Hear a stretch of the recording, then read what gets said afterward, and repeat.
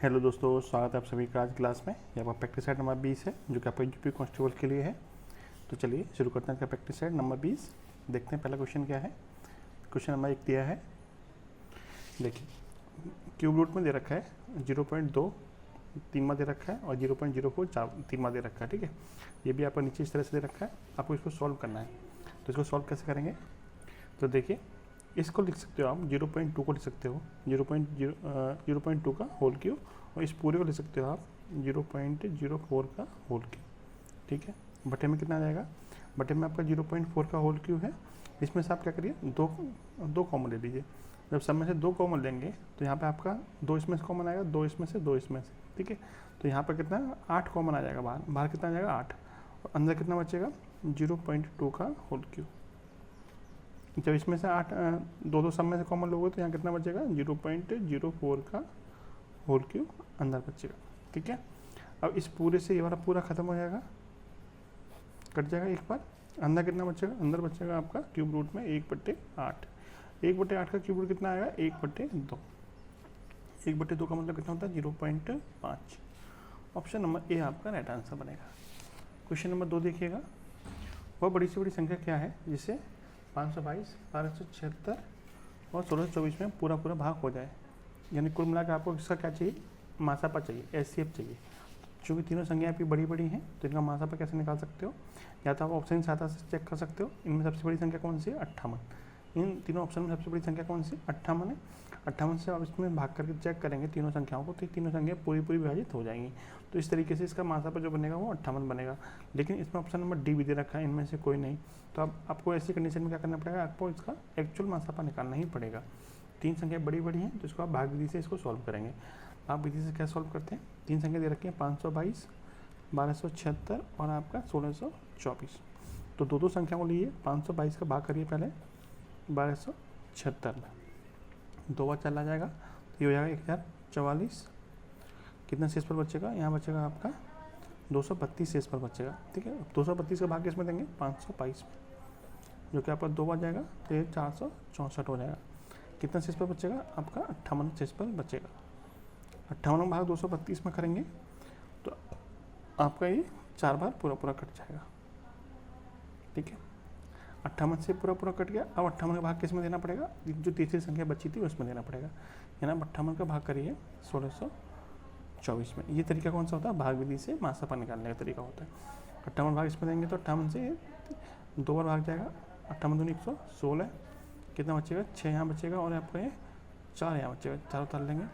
58 से कितने बार कटेगा, 8 बार कटेगा, 464।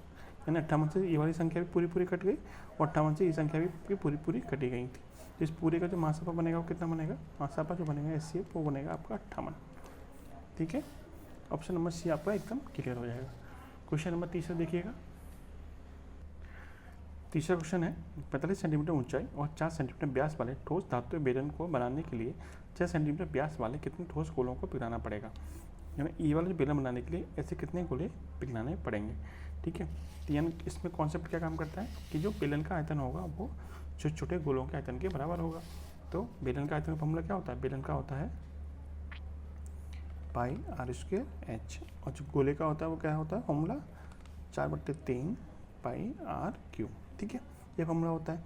अब देखिए कितने गोले चाहिए, तो हम मान लेते हैं कि n गोले चाहिए। कितने चाहिए, n गोले। तो n गोले के जो आयतन होगा, n गोले का जो आयतन होगा वो किसके बराबर होगा, वो बराबर होगा बड़े बेलन के आयतन के बराबर। बड़े बेलन का आयतन क्या होगा, पाई r²h, पाई r²h। ठीक है, दोनों में वैल्यू रख दीजिए। ठीक है, दोनों में क्या रख दीजिए, वैल्यू रख दीजिए। पाई से पाई खत्म हो जाएगा, और इस बेलन की त्रिज्या कितनी थी, तो बेलन की त्रिज्या है 4 सेंटीमीटर व्यास है, तो त्रिज्या क्या जाएगी आधी, यानी 4 का आधा 2, 2 का वर्ग कर देंगे, 2 गुणा 2, उसकी ऊंचाई कितनी है 45। ठीक है, ये तो बेलन का आयतन होगा बराबर n गोले बनने हैं, हमें गोलों की संख्या निकालनी है, गुणा 4/3, और गोले की त्रिज्या कितनी है 6 सेंटीमीटर व्यास है, त्रिज्या कितना है व्यास का आधा यानी कि 3, 3 गुणा 3 गुणा 3। ठीक है, जो बेलन का आयतन होगा बराबर किसके होगा, छोटे छोटे गोलों के आयतन के बराबर। तो सॉल्व कर लेते हैं इसको, 3 से 3 खत्म, और 2 दूनी 4, 4 से 4 भी खत्म हो जाएगा। 3 दिया 9, 9 से 45 कटेगा 5 बार। तो n की वैल्यू कितनी आ गई आपकी 5। तो ऐसे कितने छोटे छोटे गोले मिलाने पड़ेंगे आपको, 5 गोले मिलाने पड़ेंगे। जो कि इन सबको मिल पिघलाने से एक बड़ा बेलन बनेगा। ठीक है, ऑप्शन नंबर ए। नेक्स्ट देखिएगा, 4 वर्ष पूर्व ए तथा बी की आयु 11:14 के अनुपात में थी और 4 वर्ष के बाद में उनकी आयु 13:16 के अनुपात में है। 4 वर्ष पूर्व की बात करें, 4 वर्ष पूर्व की बात करें तो देखिए 4 वर्ष पूर्व इनका अनुपात कितना था, ए और बी का? ए और बी का अनुपात था आपका 11:14 और 4 वर्ष बाद की बात करेंगे तो इनकी आयु का अनुपात हो जाएगा आपका 13:16। 4 वर्ष पूर्व से 4 वर्ष बाद तक एक बीच में समय मान लेते हैं वर्तमान। ठीक है, यहाँ से यहाँ तक के समय में कितने का अंतर आएगा, 4 वर्ष पूर्व से 4 वर्ष बाद तक का जो समय हुआ उसमें अंतर कितने का आएगा, 8 वर्ष का अंतर आएगा। ठीक है, लेकिन आनुपातिक में कितना अंतर आ रहा है, तो दोनों की जो अंतर आ रहा है 11 से 13 कितने का अंतर है, 2 का। 14 से 16 कितने का अंतर है, 2 का, यानी 2 यूनिट का अंतर आ रहा है। अनुपात में कितने यूनिट का अंतर आ रहा है, 2 में, और एक्चुअल में कितने का अंतर आ रहा है, 8 वर्ष का अंतर आ रहा है। ठीक है, तो 2 वर्ष का जो अंतर है वो एक्चुअल में किसके बराबर है, 8 वर्ष के बराबर है। 2 यूनिट का जो अंतर है वो एक्चुअल में 8 वर्ष के बराबर है। तो यहाँ से 1 यूनिट की वैल्यू कितनी हो जाएगी, 4 वर्ष के बराबर। एक की यूनिट वैल्यू 4 वर्ष है, पूछा किसका है, एक ही। तो एक ही कितनी थी 4 वर्ष पहले आयु, 11 यूनिट थी, तो 11 की कितनी हो जाएगी, 11 चौक 44 वर्ष। यानी कि 4 वर्ष पूर्व एक की जो आयु थी वो 44 वर्ष थी, तो वर्तमान में कितनी होगी, 4 वर्ष जुड़ जाएंगे इसमें, 44 + 4 कितना हो जाएगा, 48। वर्तमान आयु निकालने के लिए 4 वर्ष जोड़ना पड़ेगा, क्योंकि 4 वर्ष पहले की आयु निकल के आई थी 44 वर्ष, वर्तमान कितनी हो जाएगी, 48 वर्ष। ठीक है, ऑप्शन नंबर ये आंसर आपका सही हो जाएगा। क्वेश्चन नंबर 5 देखिएगा, किसी वस्तु का अंकित मूल्य 900 है तथा इस पर 8% और 8% के 2 क्रमिक बट्टे दिए जाते हैं। यदि 2 क्रमवार बट्टों के स्थान पर 16% का एकमात्र बट्टा दिया जाता है तो उसे कितना लाभ या हानि होगी। देखिए, आपको पता होना चाहिए कि 8% और 2 8%, यानी 2 8% जो छूटें दे रखी हैं वो किस एकल छूट के बराबर होंगी। तो देखिए इसको कैसे निकालते हैं, फॉर्मूला होता है आपका x + y - के xy/100। छूट के केस में ये आपका फॉर्मूला होता है।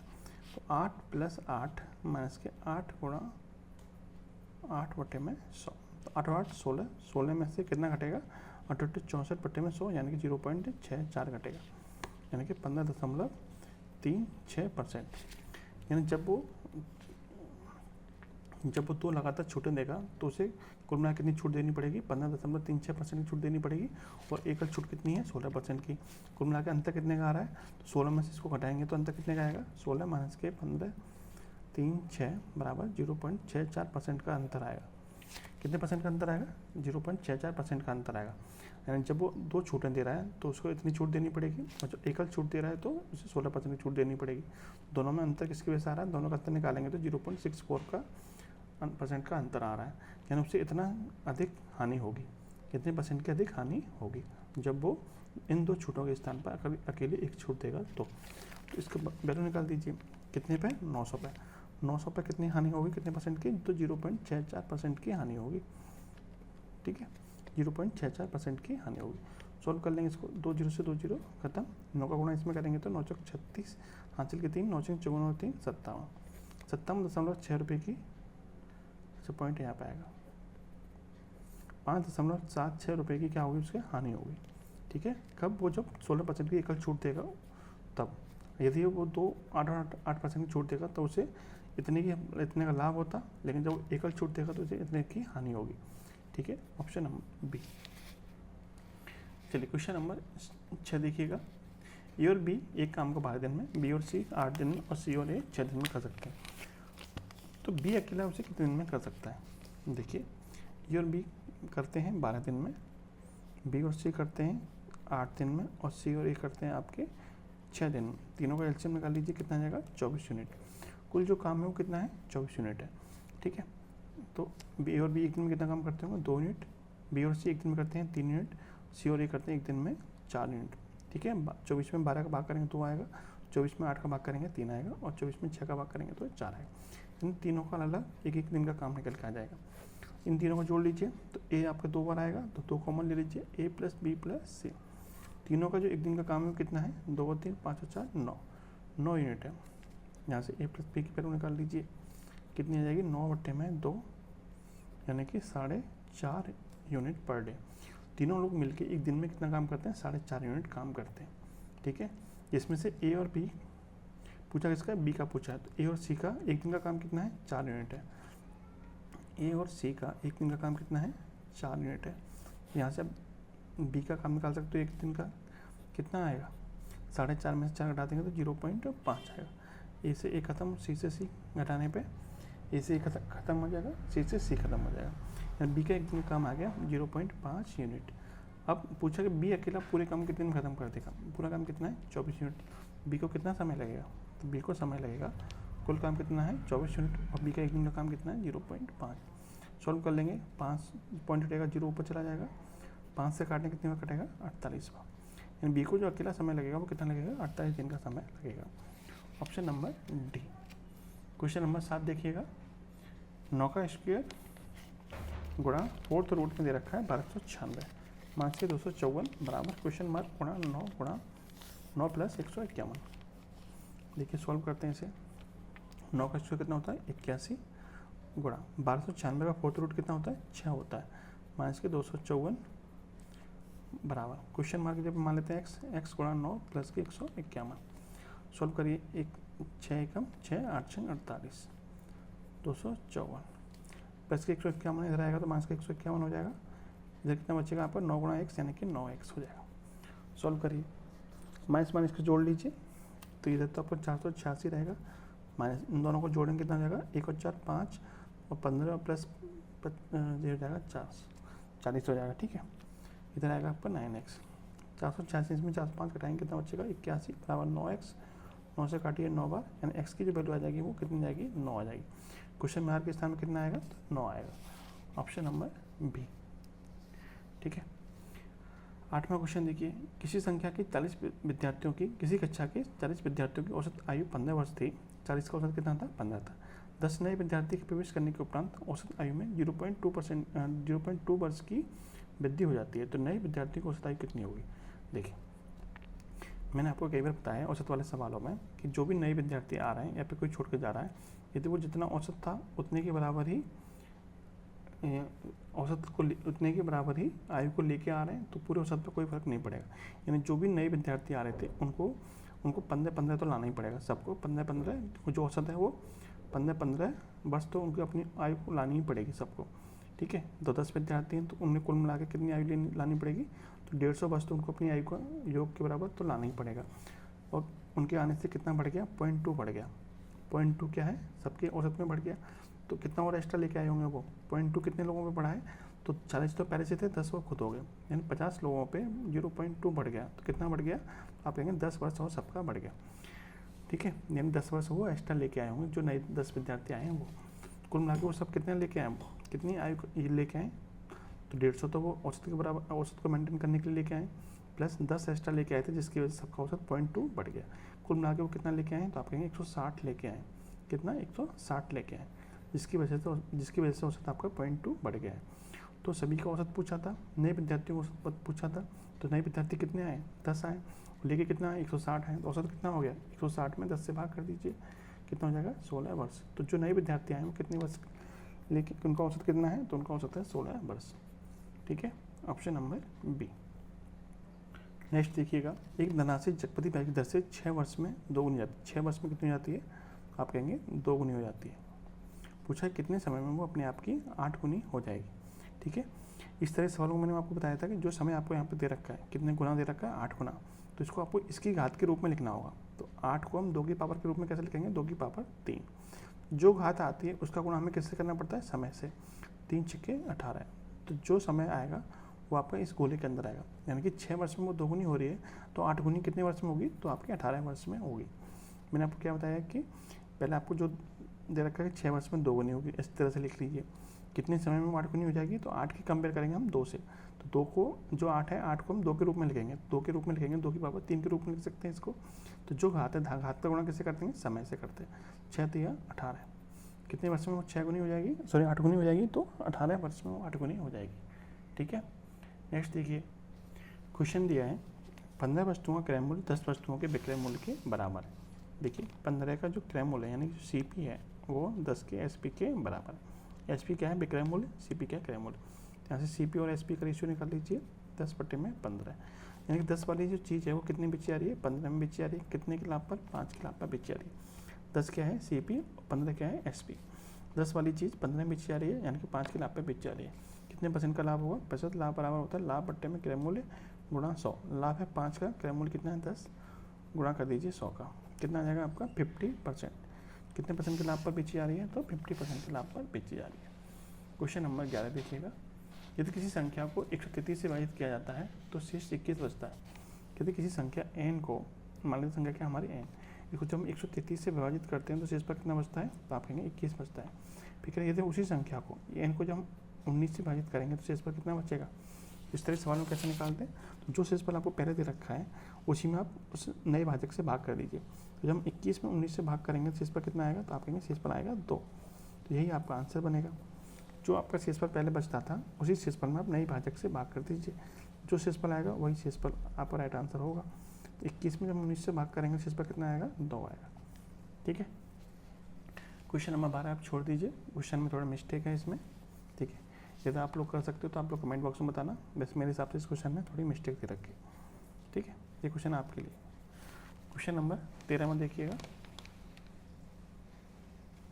एक आदमी धारा के विपरीत 15 मिनट में 3/4 किलोमीटर नाप खींच सकता है।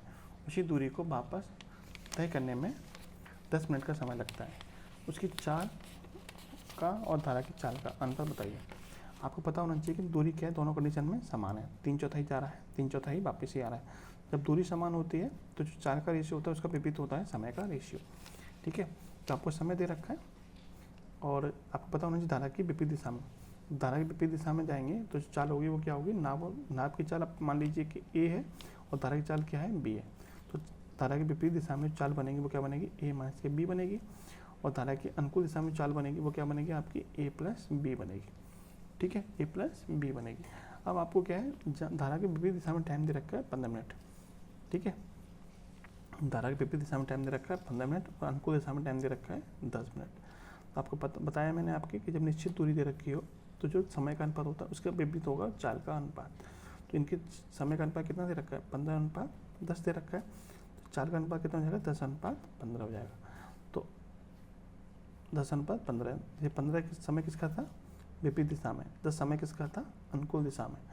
ठीक है, तो ये जो चाल निकल के आई वो किसकी निकल के आई, ये जो चाल निकल के आई वो निकल के आई आपकी प्रतिकूल दिशा में। यानी कि A माइनस B की वैल्यू आपको मिल गई कितनी, 10।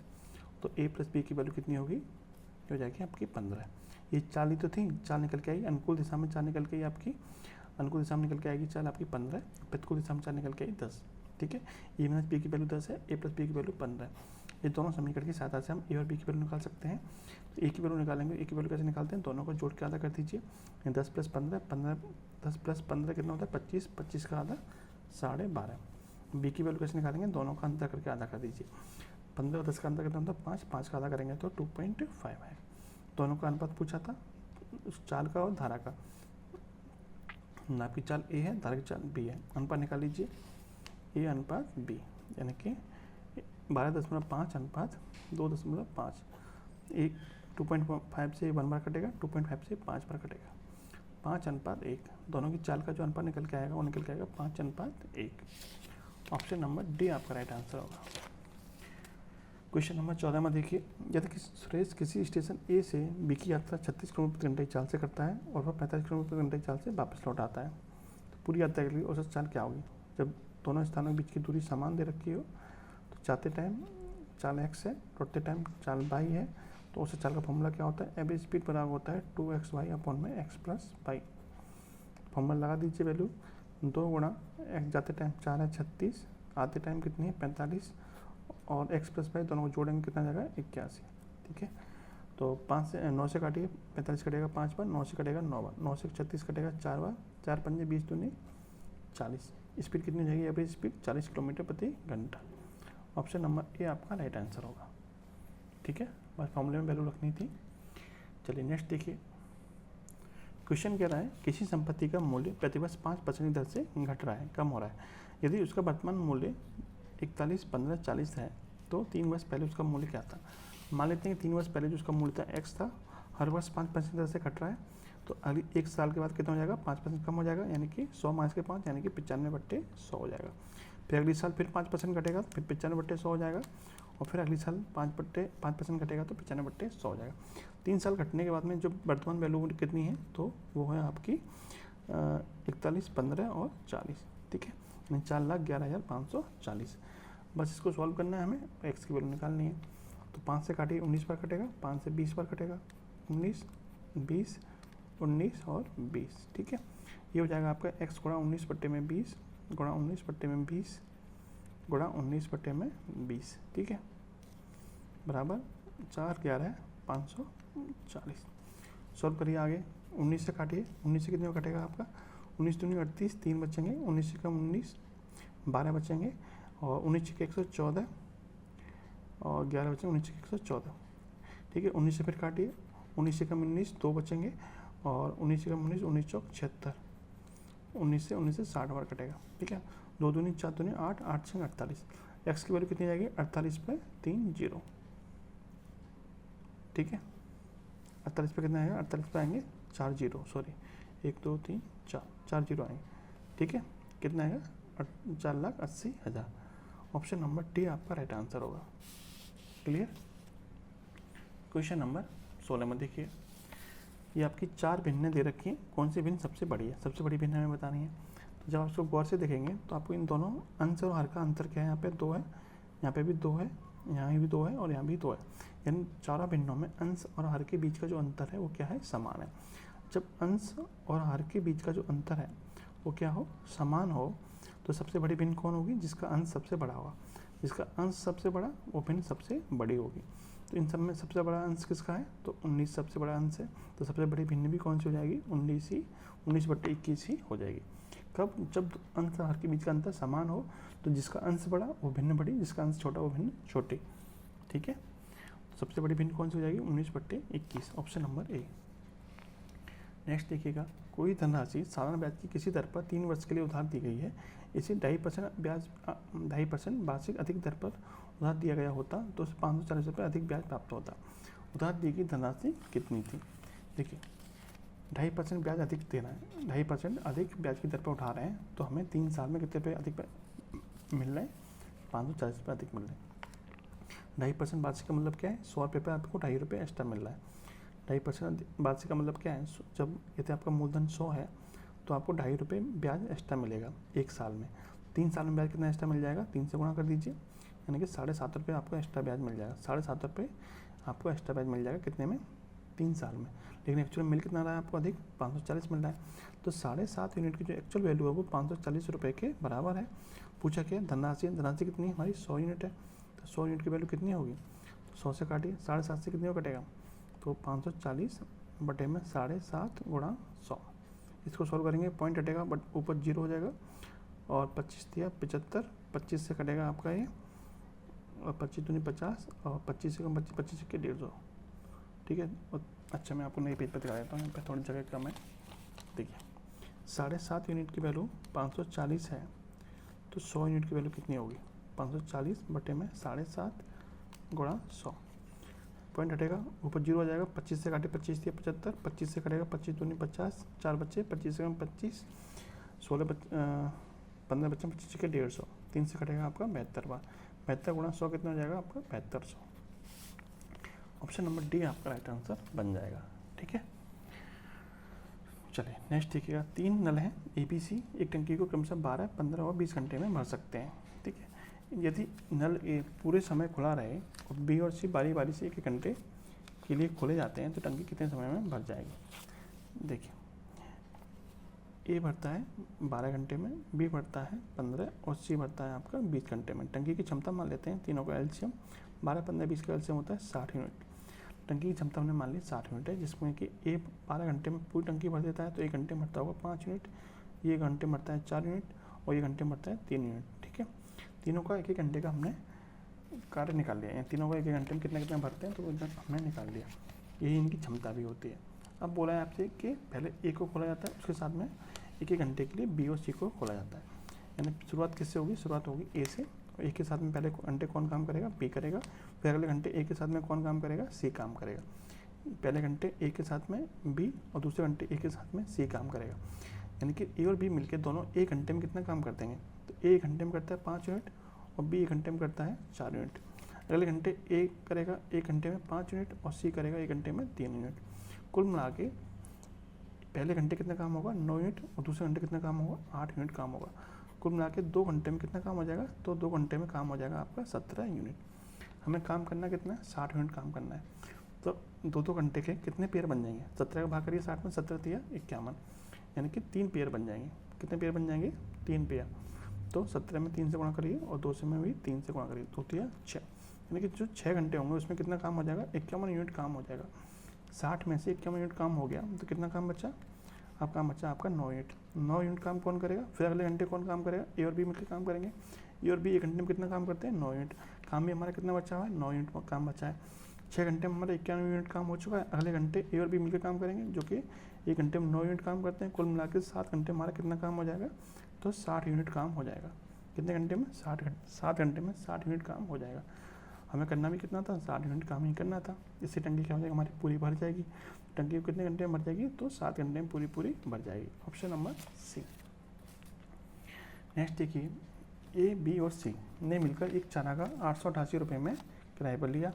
चारागाह में ए की 20 पेड़ हैं 2.5 माह के लिए और बी की 30 पेड़ हैं 4 माह के लिए, सी की 36 पेड़ हैं 3.5 माह के लिए चलेंगे। अपने हिस्से का सी को कितना किराया देना पड़ेगा। तो जो भेड़ वाले सवाल होते हैं या फिर चारागाह वाले सवाल होते हैं उसमें क्या करना होता है, जितने समय के लिए जिसने जितना चारागाह यूज किया है उसी अनुपात में उनको किराया देना पड़ेगा। तो ए बी सी 3 व्यक्ति हैं, ए बी और सी। इन्होंने किस अनुपात में चारागाह यूज किया है, तो ए ने कितनी भेड़ें लगाई, ए की 20 भेड़ें कितने महीने के लिए चरी हैं, तो 2.5 महीने के लिए 2.5। बी की कितनी भेड़ें हैं 30 भेड़ें कितने महीने के लिए 4। सी की 36 भेड़ें कितने महीने के लिए 3.5 महीने के लिए। ठीक है, इनका अनुपात निकाल लीजिए। देखिए तो ये 20 गुणा 2.5 कितना हो जाएगा 50, 30 गुणा 4 120, 36 गुणा 3.5 कितना होता है 126। यानी इन्होंने इतने अनुपात में चारागाह को यूज किया। कुल कितना यूज किया, तो 50 और 20 120 170 और 126 196 296 यूनिट यूज किया है, जो कि एक्चुअल में किसके बराबर है 888 के बराबर है, 888 रुपये के बराबर। तो यहाँ से 1 यूनिट की वैल्यू कितनी हो जाएगी 888 बटे में 296। पूछा किसका था सी का, सी का कितना है 126। तो 126 यूनिट की वैल्यू कितनी होगी 888 बटे में 296 गुणा 126। सॉल्व कर लीजिए इसको। देखिए इसको सॉल्व करेंगे तो 8 से काटे इसको 111 बार कटेगा, 8 से 8 तिया 24, 8 7 56, 37 से कटेगा आपका 3 बार, 126 तिया 378। जो सी का हिस्सा होगा कितना होगा 378 होगा। Option number C. ठीक है, चलिए क्वेश्चन नंबर 20 में देखिए, रीजनिंग का क्वेश्चन है। मुद्रा का संबंध येन से है तो राष्ट्रीयता का संबंध किससे होगा। देखिए येन क्या है, एक प्रकार की क्या है मुद्रा है। येन एक प्रकार की मुद्रा है, तो क्या चीज़ एक प्रकार की राष्ट्रीयता होगी, व्यक्ति, राष्ट्र या फिर भारतीय या फिर देशभक्ति। भारतीय इसको क्या कहते हैं इंडियन। इंडियन क्या है एक प्रकार की क्या है राष्ट्रीयता होती है। तो ऑप्शन नंबर सी आपका इससे मैच करेगा। 21 देखिए, 64 का संबंध 8 से है तो 0.01 का संबंध किससे होगा। तो 64 का वर्गमूल कितना होता है 8 होता है, इसका वर्गमूल निकालेंगे कितना आएगा 0.1 आएगा, जो कि ऑप्शन नंबर ए में दिया हुआ है। 22 में देखिए, ए आई ए ई समानुपात रखा है, यू ओ का संबंध किससे होगा। तो ई से ए पर जाएंगे तो कितना घटाना पड़ेगा आपको 4 घटाना पड़ेगा। आई से ई पे जाएंगे तो माइनस के 4 करना पड़ेगा, तो इसमें भी माइनस के 4 करिए। यू में से माइनस 4 करेंगे कितना आएगा क्यू आएगा, और ओ में से माइनस के 4 करेंगे कितना आएगा के आएगा। क्यू के किस में दे रखा है आपको, ऑप्शन नंबर डी में दे रखा है। नेक्स्ट देखिए, आपको विषम वाला बताना है इसमें, बल्लेबाज, अंपायर, गेंदबाज और विकेट कीपर। तो इसमें विषम कौन सा हो जाएगा, आपको पता है कि ये सब आपके बल्लेबाज, गेंदबाज और विकेट कीपर ये तीनों एक साथ संबंध बनाते हैं, जबकि अंपायर क्या हो जाएगा आपका अन्य 3 से भिन्न हो जाएगा। ठीक है, क्वेश्चन नंबर 24 देखिएगा। 18 का संबंध 36, 18 का संबंध 37, 24 47, 32 65 और 98 97। ठीक है, इसमें भिन्न कौन सा हो जाएगा।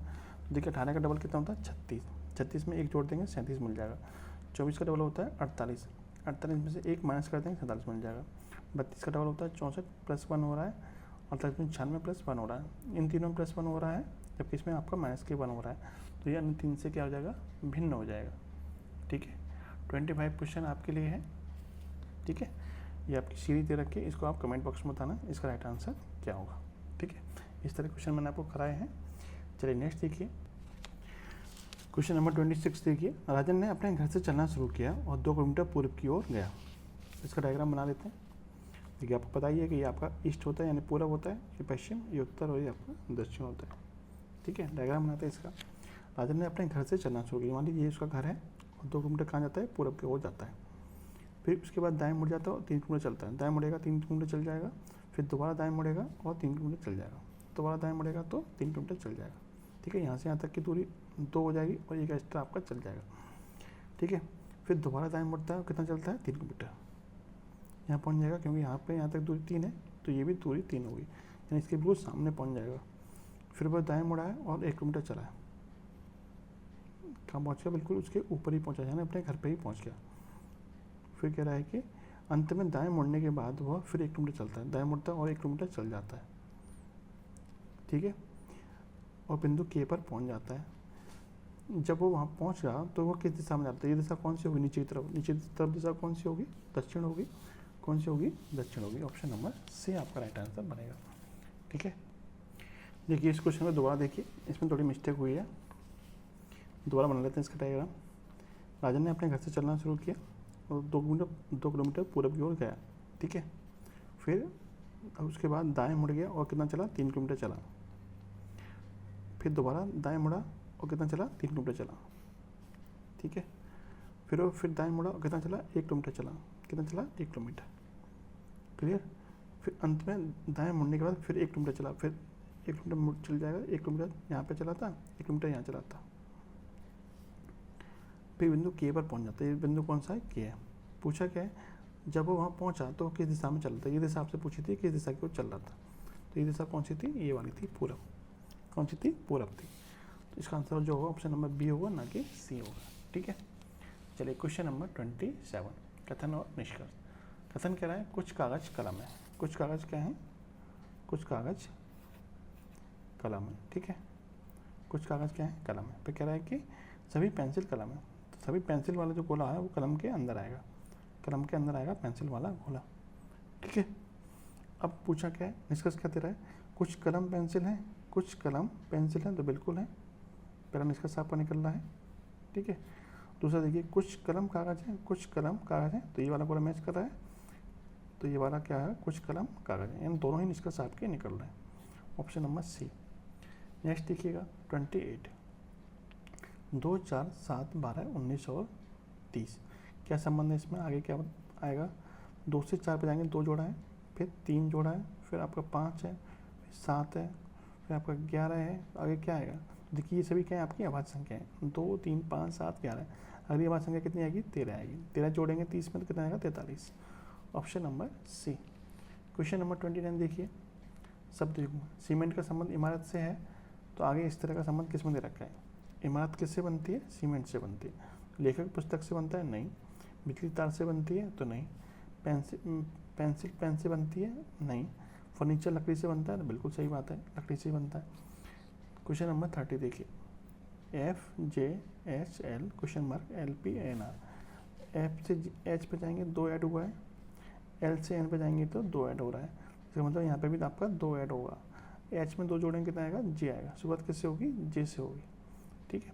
फिर J से L पे जाएंगे, 2 ऐड हो रहा है, तो L में 2 जोड़ेंगे कितना आएगा, 14, 14 नंबर होता है N का, JN किस में है, ऑप्शन नंबर सी में, ठीक है। चलिए क्वेश्चन नंबर 31 देखिएगा, 65, 67, 69, 81 और 93। आगे बताना है आपको क्या है। देखिए 65 से 67 पर जाएंगे तो 2 ऐड हो रहा है, फिर आपका यहाँ पे भी 2 ऐड है, यहाँ पे आपको 12 जोड़ा गया है, यहाँ पे आपका 12 जोड़ा गया है, आगे कितना जोड़ा जाएगा वो देखिए।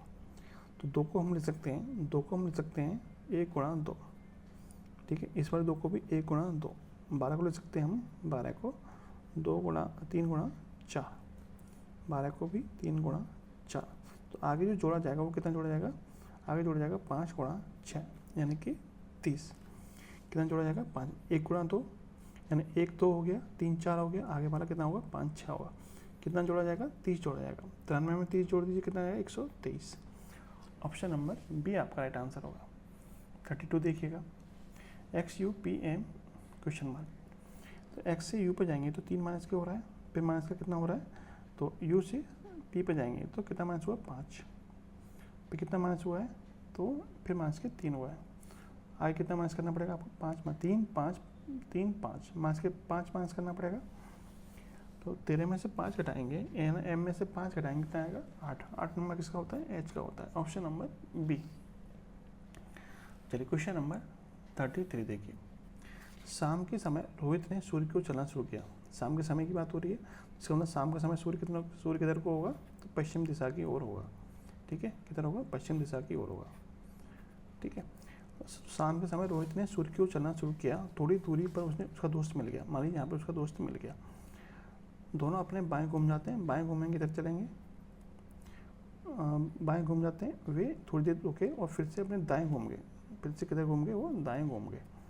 ठीक है, अंत में रोहित ने मेरे दोस्त को गुड बाय कहा और एक मोड़ बाएं मुड़ गया, फिर मुड़ गया बाएं। ठीक है, इस समय रोहित किस दिशा में चल रहा था, ये दिशा कौन सी होगी, ये दिशा पश्चिम थी, तो ये दक्षिण हो जाएगी, ये फिर पश्चिम हो जाएगी और फिर आपकी दक्षिण हो जाएगी। तो दिशा कौन सी होगी, दक्षिण होगी, ऑप्शन नंबर ए। ठीक है, चलिए नेक्स्ट देखिए। चौराहे पर दिशा सूचक खंभा लगा था। एक दुर्घटना के कारण खंभा इस प्रकार घूम गया कि पूर्व दिशा का सूचक दक्षिण दिशा दिखाने लगा। यदि सीता पश्चिम दिशा जानकर गलत दिशा में चली गई तो वास्तव में वो किस दिशा की ओर जा रही थी। देखिए,